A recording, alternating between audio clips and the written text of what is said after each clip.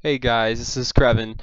If you're watching this video, then you know that Total War is coming out with a Warhammer release in their newest version of the game. And it's going to be completely different than anything we Total War players are used to, considering that it's normally set in a historical background, but this time they're doing it Warhammer, and I think that is going to be great. Personally, I'm really looking forward to it. But I'm a Total War player, and I'm not a Warhammer player at all, and maybe you are too, and that's why I made this video. So after having watched several videos on YouTube by some very knowledgeable Warhammer lore people, I thought I'd come out with this one. And basically, I just want to do a swift overview of the base factions, what I'm calling the base factions right now, although you know that they're probably going to come out with many more in DLCs and such. I'm also considering Chaos one of the base factions, even though it's going to be a DLC, just because it's available on release and many people have probably pre-ordered it already or are going to buy it within the first week, I think, if the game's as successful as I hope it will be. As I mentioned earlier, I just want to state that if you want to know any further lore, because I'm not going to be covering it all here, then some good people to check out are Greyhunter from Gaming Shenanigans and also Arch Warhammer. Those guys have a lot of experience with Warhammer outside of Total War, and I learned a lot from them myself. They have a lot to say about it. So without any further ado, let's move on to our first faction, the Dwarves.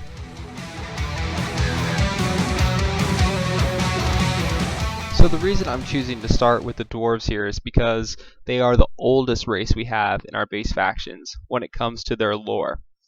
If you want to imagine a dwarf from the Warhammer universe, an imagination of a dwarf from the Lord of the Rings universe would come very close. Right now, at this time, they are both just holding on to their old fortresses and keeps, and basically just trying to restore the old glory that they used to have. So a good time to start with the dwarves is the time of their ancestor gods. It's sort of their golden time when they started colonizing the World Edge Mountains. It came to a close, however, with the appearance of chaos. It was the first appearance of it. They kind of came out of their mountains and found the land was completely awash with chaos minions, and they were enslaving people, and demons were destroying tribes, and it was all kinds of madness, and beastmen were everywhere. Um, as I said, there's a lot of other lore going on around here, but as far as the dwarves are concerned, this is where they stand, and this was around the time that their gods started vanishing as they went off to try to find the Chaos Gates and close them. However, Snorri Whitebeard, who was then the High King of the Dwarfs, met Malekith of the High Elves, and they combined their armies and drove out the last remnants of the chaos from the world. And they started trading, and a successful relationship was built. So hundreds of years go by like this until eventually the elves have to leave for a little while to deal with some civil strife. But when they come back, they draw the dwarves into it. The dark elves basically attack dwarf emissaries and traders and set it up to seem like the high elves are doing it.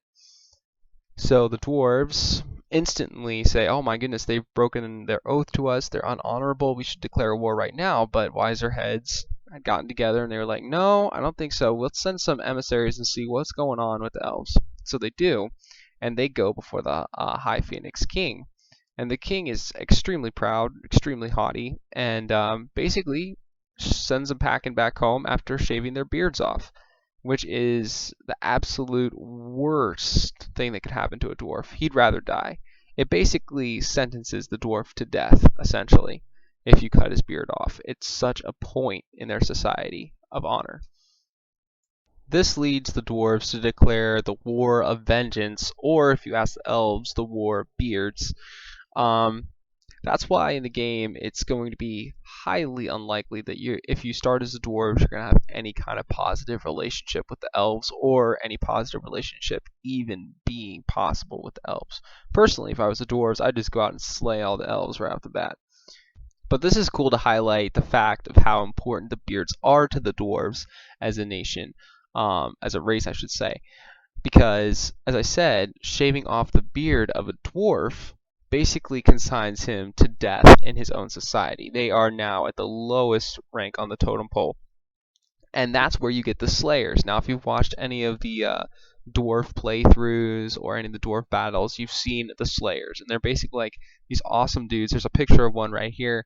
This like their orange hair, mullet, like carrying the head of an enemy. Like they are in. They are just awesome. They're just completely awesome in my mind. But to dwarves, they're actually the lowest in their entire society because Slayers are actually dwarves that have been dishonored beyond like redemption. They've had their beards cut off or they've broken some kind of important oath, and as a result, they have to declare the oath of the Slayer. They have to take up the oath of the Slayer, um, which basically means they're declared dead by their society. Um, Everything's given away in their wills, uh, all that kind of stuff. They have to paint their beards and hair orange as they grow in so they can be distinguished from a distance as people that have dishonored themselves. And their one goal is basically just to die with honor. And that's why Slayer dwarves aren't going to suffer any terror from any kind of monsters or any other debuffs like that because they basically want to die. They don't fear anything. They've lost everything already. So super cool little piece of lore about a unit from them.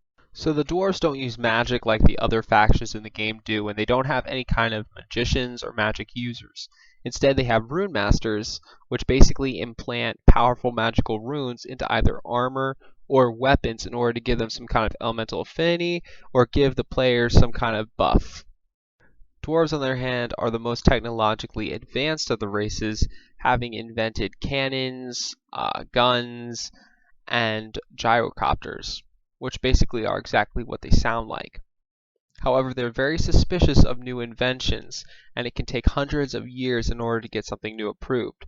As a result, their technologies are very reliable, if maybe not so powerful as some of the other factions. This is a good time to talk about Thorgrim Grudgebearer. He is the current High King of the Dwarves, and he is the one who basically carries the Great Book of Grudges, which is a list of all of the injuries against the dwarves that need to be avenged. And this is going to probably take part in the dwarves campaign as their missions. And you'll probably get lots of different rewards for them. He's carried by 4 shield bearers atop a golden throne, and he has one of the axes of Grimnir, which is the primary god of the dwarves.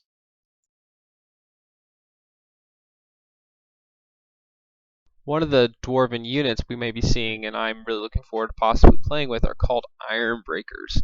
They're some of the most professional soldiers that the dwarves have to offer. They aren't like Slayers in that they aren't respected by society, but are very respected by society. In fact, they're entrusted with Gromril armor. And Gromril, in case I haven't touched on this quite yet, it's kind of like what Mithril is in the Lord of the Rings series, if you're familiar with that. It's basically the ore that dwarves are constantly seeking, constantly trying to find, to the point of madness, basically. So very powerful, very wealthy stuff. It'll be good to mention at this point Thorgrim's personal bodyguard, or the bodyguard of pretty much every dwarven king, are called the Hammerers. And this story basically goes back to a time when a dwarf king was visiting a large cave in the mines of Ekrund, and then a cave-in occurred, and suddenly all kinds of creatures were pouring in through the gaps recently created in the walls and stuff, and the king's bodyguard was overwhelmed. However, the craftsmen that were working in the mines at the time of the cave-in picked up their hammers and just started forcefully just beating literally a path for the king to escape through the mobs. And ever since then, the king's bodyguards have been called the Hammerers and wield these gigantic hammers. So yeah, a lot of cool units, a lot of cool history with the dwarves. That's all I'm really going to touch on here. There's way more names, lots of champions out there. But I'm going to move on to our next faction and try to keep this a little brief. But yeah, as I said at the beginning, if you're interested in more dwarf lore, check out Greyhunter or Arch Warhammer's channel, Gaming Shenanigans. Those are all great places to get more information.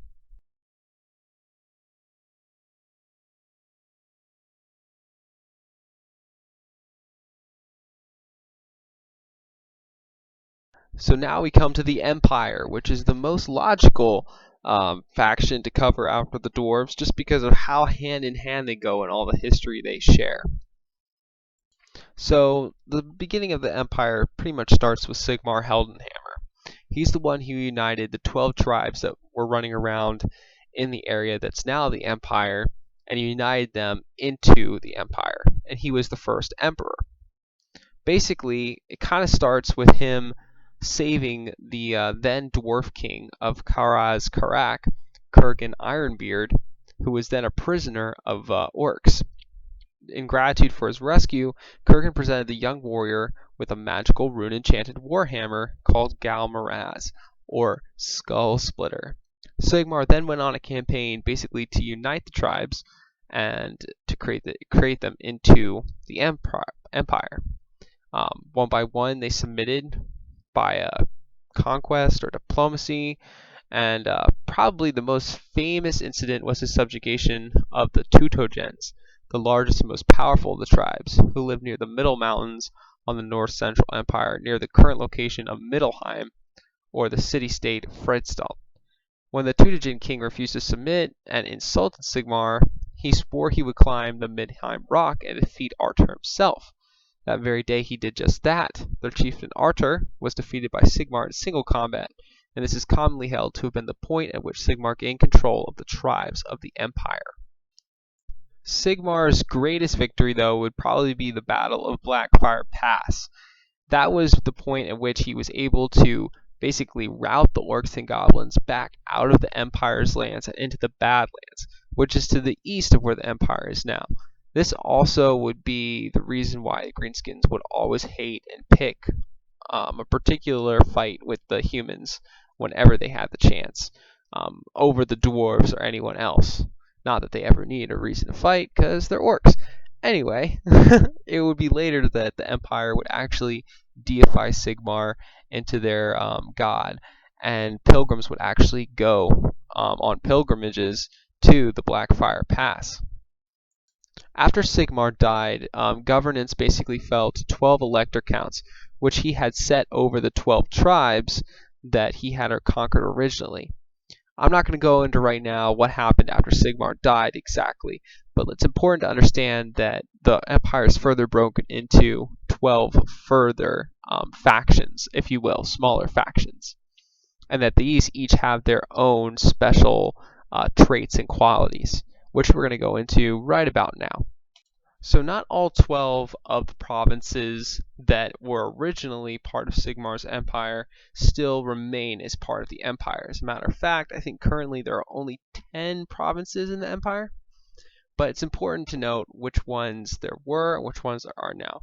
So Averland's one of them, Hotland, Sturland, Middenland, Nordland, Ostermark, Ostland, Reichland in particular, that's the province of the emperor, Talablikland, Westenland. Drakewald is a province that has been lost. Skaland, another province that was lost in Orc invasion. Westenland was an old province. And Sylvania, which is a province in the game, I do believe. It is basically the province of the undead threat in the Empire, and the home of vampire counts. But I wouldn't be surprised if the Elector counts were able to lead armies in the Total War game or not, especially because they all have been gifted with rune-bound swords by the Dwarves, making them pretty powerful characters. So I really look forward to seeing what ones will be able to be played. Some of them will probably come in DLCs. We'll see, but I'm looking forward to that. Something that's pretty cool about the Empire is their magics. They have 8 different schools of magic. They have the lore of light, the lore of metal, the lore of life, the lore of heavens, the lore of shadow, the lore of death, the lore of fire, and the lore of beasts. And these are all to be found in the colleges, the magic colleges at Altdorf. So the army that's currently being used by the Empire is set up around handgunners, pistoliers. They have war machines such as the steam-powered tank, which is a later game unit, rocket batteries, and volley guns. They have spearmen, swordsmen, halberdiers, and crossbowmen. So you're confronted with several different sorts of strategies you can use as the Empire. It's very diverse. It's not like the Dwarves where you have to sit back pretty much and wait for people to come to you because you're so slow that if you get out of formation, then you'll be flanked very easily. It's not like that. You can either attack and push with your swordsmen and halberdiers and just fire over with your pistoliers and handgunners, or you can sit back, kind of like the dwarves do, and pick away with your handgunners, pistoliers, and archers and crossbowmen, and just let them break against your spearmen. So it's very, a couple different things, and then maybe just like flank later on and run people down with the Griffin Knights, or you could use those Griffin Knights in the attack fashion. So I see a lot of different strategies you can use when playing as the Empire, but probably one of the first things you're going to want to do is if all the different provinces and elector counts haven't been subjugated to your will yet, that might be like the first thing you do when starting out a campaign with this faction. So that about sums up my history for the Empire's lore. I'm interested to see how they play in the game.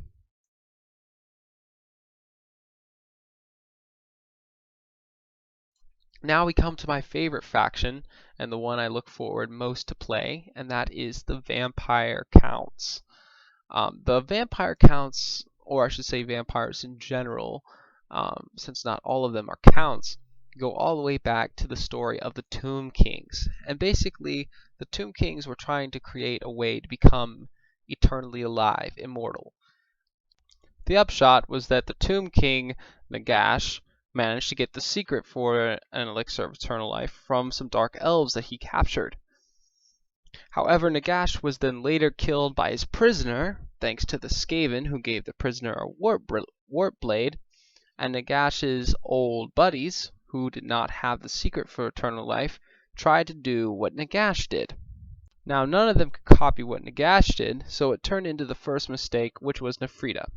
Now, the first vampire was Nefrita, and Nefrita passed on this gift to several of her fellows. I believe it was 12.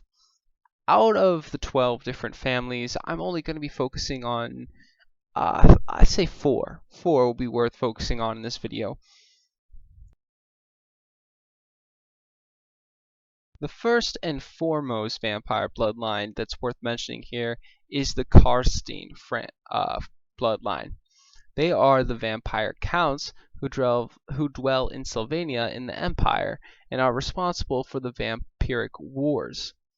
The other vampire bloodlines are the Lamians, who are basically possessed by luxury and decadence and completely give themselves over to that. And they're usually women vampires because Nefrita is the progenitor of their bloodline specifically, and she chooses females, having no trust for males. Also, there is the Blood Dragon bloodline, and I do not remember the name of the vampire who's basically fathered the bloodline, but he basically was a very honorable man before Nefrita bit him, and he did not want to be bit at all, and he basically hated what he'd become, so he removed himself from society so he did not have to feed, but eventually found and killed a dragon in his quest to find a powerful warrior who could kill him. And after drinking the dragon's blood, found that it cured his need for feeding. So all those in his bloodline search for powerful warriors and ideally dragons so that they no longer have to feed. There's also the Necryarchs, who strive to maintain perfect knowledge of necromancy and unsurpassed magical power. So they're not very melee oriented or anything like that. So those are the 4 main houses we may see in the game as it comes out. I'd be interested in seeing both the Necryarchs, but especially the Blood Dragons. So the Karsteins first entered into the Empire by marrying into the von Drack family. Certain Abigail von Drack married Vlad von Karstein, and as a result, not knowing he was a vampire at the time, but as a result of being married to him, their love grew, and it was truly a Romeo and Juliet kind of situation where eventually he gave her the bite to keep her alive with him as she was growing older and he was not. So he returned her to youth, and eventually he wound up marching on the Empire, trying to take it over. Simple as that, really. Don't know quite why he decided to do it out of nowhere, because he seemed quite happy um, in his province. But he went for it, and as a result he was defeated after marching and besieging eventually the capital city of Altdorf in Reichland. It was a very close thing, but eventually they managed to get his ring off of him, which was actually regenerating him every single time he died in combat. And then he was tackled off the very walls of the capital city onto some spikes and impaled. Now let's talk special unit lore, the Grave Guards. The Grave Guards are basically one of the most powerful skeletal units on the roster for the vampiric forces. They have more armor and they carry large swords. So hey, definitely dangerous stuff to look out for. But as a matter of fact, they're made more powerful because they are said to actually remember who they were before they were raised. The Vargulf. It's actually the manifestation of the desire to feed in every vampire's soul, taking over his body and turning him into a monster. That is what the Vargulf is, and it is very dangerous upon the battlefield as a result. That's very similar also to the Vargeists. It is said that Vargeists are the darkness in a vampire's ragged soul made manifest as well, but vampire siblings not slain outright are imprisoned in the catacombs far below the von Karstein castles, sealed in stone sarcophagi and forgotten. As warped stone-tainted water leaks into the baroque cocoon, a dread change takes place. What emerges centuries later is no longer a lord of the undead, but a bestial creature of knotted muscle with leathery wingspan. Although each Vargeist emerges with its prison far stronger in body, it's invariably weaker in mind. Thoughts of vengeance on their incarcerator have long since been replaced with a desperate, frenzied thirst. So that is some basic lore about our vampire counts. We will now be moving on towards our next group in our base factions, which is our Orcs, or Greenskins. The Greenskins are going to be the most horde-like, I believe, of factions in the game. Probably next maybe only to Chaos, because I believe the Orcs do have towns at least, whereas Chaos is probably just going to be moving settlements. But the Orcs might as well be that, because they are basically just a might makes right nation. They have to fight, and whoever wins is the leader. That's essentially how their inner political workings are. You see, after an orc kills somebody or fights a particularly tough opponent, his body experiences a metabolism spike, if you will. Like, he grows. Biochemically, he becomes stronger. For a short period of time, he's speeded up. So the more people he defeats, the stronger he becomes. So, simple as that. He just keeps finding stronger and stronger people to fight. He's becoming bigger and bigger and bigger, and if no one kills him first, he reaches the prestigious title of War Boss, with many other orcs following him. And as he gains more and more momentum, attacking, other orcs to try and do the same as him join him to experience the same kind of victory.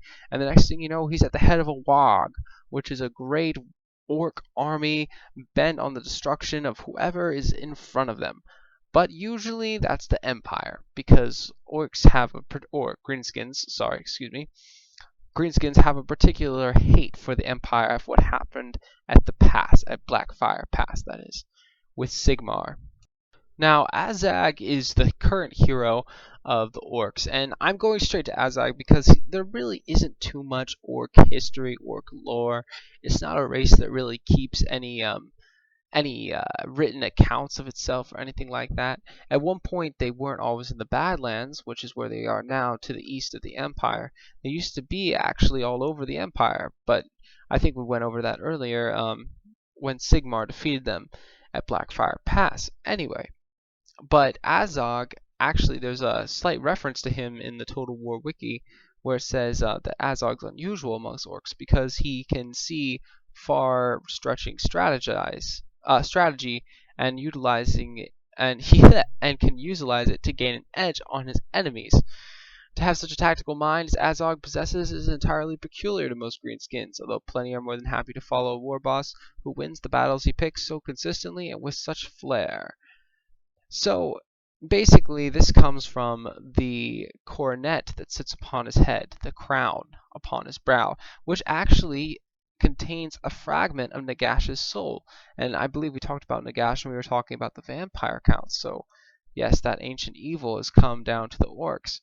And as a matter of fact, before the orcs, according to lore, in the future of the game, Azog's actually defeated, and that crown is placed in the Empire's treasure vaults to never be picked up again. But that's actually where that crown comes from. So there's a little interesting piece of lore.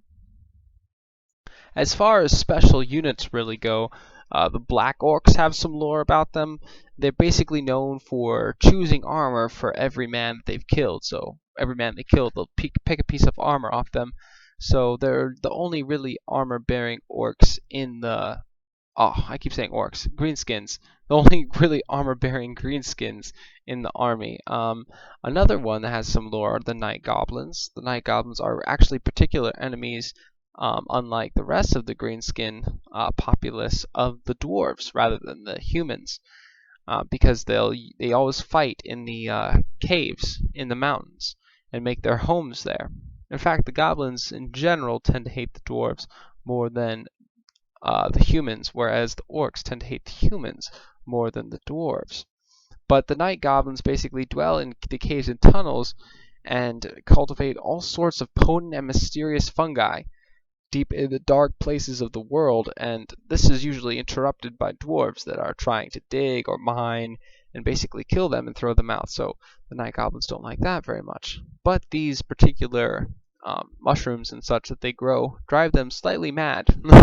And one of their actual special abilities is that when, or at least in the tabletop I've been told, is that when other units get near them, they'll throw one of their compatriots out spinning around with basically a huge boulder on one end of a rope, just swinging it everywhere and smashing into whatever that unit is. So that might be something we see in the game. Anyway, that's a pretty fair go-over of the greenskins and their different abilities. Not really all that much lore to this race. Pretty straightforward, but definitely a fun play, I believe, because they're going to...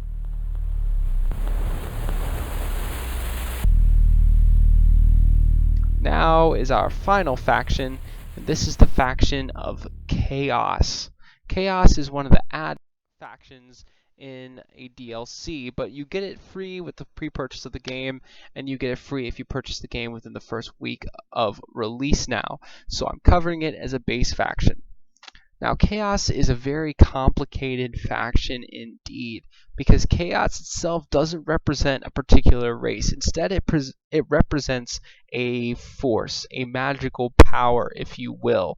It's essentially an alternate dimension from this reality that is the old world of Warhammer, but in which, in this Chaos dimension, everything that happens is a direct result of actions, feelings, of beings in the Warhammer dimension, if you will, the old world Warhammer dimension. So if someone does something good, there's an effect in the chaos. Well, actually, it's more like if anything bad ever happens, there's an effect in the chaos, if you will. Although good things can make effects too, let's focus on bad things making effects, because primarily that's what the result is. So whenever something happens, such as when someone lies, when someone gets killed, when someone grieves, when anything happens in the Warhammer old world, there's a direct consequence on the world of chaos, which is basically separated from this reality by a thin veil. So picture two different realities, two dimensions separated by a thin veil. One of those is chaos, one of those is the old world. Chaos, nothing happens in there of itself, but everything in chaos is determined by what happens in the old world. Am I making any sense? Probably not. It's probably confusing. Let's put it in terms of, let's say, the four main gods of chaos. So basically, the four major gods of chaos are as follows: Khorne, who is the god of warfare, violence, and murder; Nurgle, the god of disease and decay; Tzeentch, the god of change and sorcery; and Slaanesh, the god of pleasure and pain. Now, these basically gain power from humans or any other race in the old world whenever they participate in one of these things. So whenever there is disease or decay, Nurgle gains power from that. Whenever there's warfare, violence, or murder, Khorne gains power from that. Whenever there's pleasure or pain, Slaanesh gains power from it. Whenever there is change or some kind of magic being used, Tzeentch gains power from that. So the object of these gods is basically to have these set circumstances that they gain power from happen as often as possible. And this happens through absolute chaos. Order basically restricts what they want to happen from happening all the time, because there's a time and a place for things, basically. So therefore, the forces of chaos are basically bent on destroying everything and spinning everything up, turning everything inside out. That's basically the job of chaos, is to literally create chaos. So chaos is not a race, as it were. It's more of a force. And this force is propitiated by the events in our world, and chaos, or these gods that have been spawned out of this force by the actions in the world, what they're trying to do is basically manipulate the world now to create these actions more often. As a result, those that work for chaos aren't of any like chaos faction, if you will. They are merely people that who have joined with the power of chaos to gain more power for themselves. So there are elves, there are dwarves, yes, chaos dwarves, there are men, there are giants, there's all different kinds. I said elves already, dark elves, there are even vampires that join with chaos, although that's a little bit more rare. Anyway, so chaos is just basically a force, now that I've gotten that across. So the chaos faction itself is going to be made up of all different kinds of races, all different kinds of abilities, but the chaos, while it is a force, has an effect on the people that it basically empowers, the forces that join with it, the forces that obey its will. But this takes on a rather strange appearance because it basically just mutates people. There's Archaon, and that's the guy who's the picture you're on. He's the ever-chosen of chaos, which means that all the chaos gods I listed above, the four main ones, most powerful, united behind him. This is something that very rarely happens amongst chaos, and bestowed their blessings upon him, making him practically invincible. So he's a complete BA in every single way that you can think of. And he leads a force which is absolutely ruthless and are set upon destruction and chaos. So I hope that makes sense, and that you followed me through that rather winding and twisting explanation of things. So we can expect some absolutely insane units from the Chaos faction because of the way that Chaos just seems to mutate and stick their troops all together. But we can definitely expect very proficient troops from Chaos. Like there's not going to be any unprofessional warriors. To even be in a Chaos army, you have to have survived the initiation, which means that you basically had to kill at least one person in order to get in. There's going to be crazy stuff like the Dragon Ogre Shaggoths, Dragon Ogres, Chaos Trolls themselves look absolutely insane. I'd look up some gameplay about it. You're going to see just how insane that Creative Assembly's made these monsters look, just kind of like the lore says. There's not too much individual lore. There's individual lore for some of the units, such as the Chaos Dwarves.